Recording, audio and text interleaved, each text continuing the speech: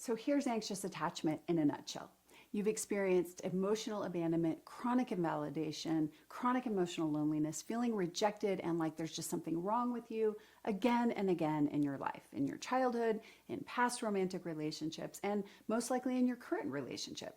Each and every experience of abandonment immensely hurt your heart, whether you had words for this place or not, and nobody was there to help you make sense of it or process the feelings. So you had to take on the belief that something about you is unlovable. And even if that belief doesn't define you because there are other parts of you that know you're enough, the self-insecurity is still there somewhere. And the second this belief gets touched and the pain surrounding it, even by the smallest thing, your nervous system leaps up into fear, and fear says, I'm not going back to the loneliness, powerlessness, and despair of rejection and abandonment. And on top of that, the shame around thinking it's my fault because something about me is just so fundamentally flawed and broken.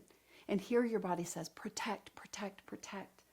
The need to protect motivates either intense anxiety or anger, and both of these are take action feelings that say do or say something, anything to prevent the worst. And so you get desperate to find safety by clinging to your partner, by protesting what they did that triggered your pain and fear, or by telling them what they're doing wrong and how to do it better. And all you're really trying to do is find the safety that you've probably never known, but the delivery is off and it doesn't land so well. And even if you said it in the most perfect way, your partner might not be able to take it in anyway because they have their own unresolved stuff going on. And so you just keep circling back to the same old place of clinging or protest or blame. And this is how your brain thinks that you'll finally get to feel safe and shown up for. And you've probably even had limited success with this strategy because being heard when you're anxious or angry is better than not being heard at all. But the cost is health and closeness, and you're stuck.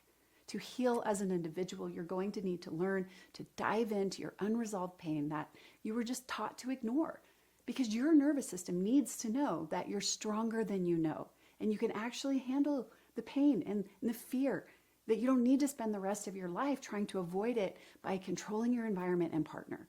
You'll need to sit with and listen to this place so you can learn more about what it needs to heal. The relationship healing is for you and your partner to learn to reach and to respond to each other with help, so you can help each other with your old pain and stop just triggering it in each other going forward.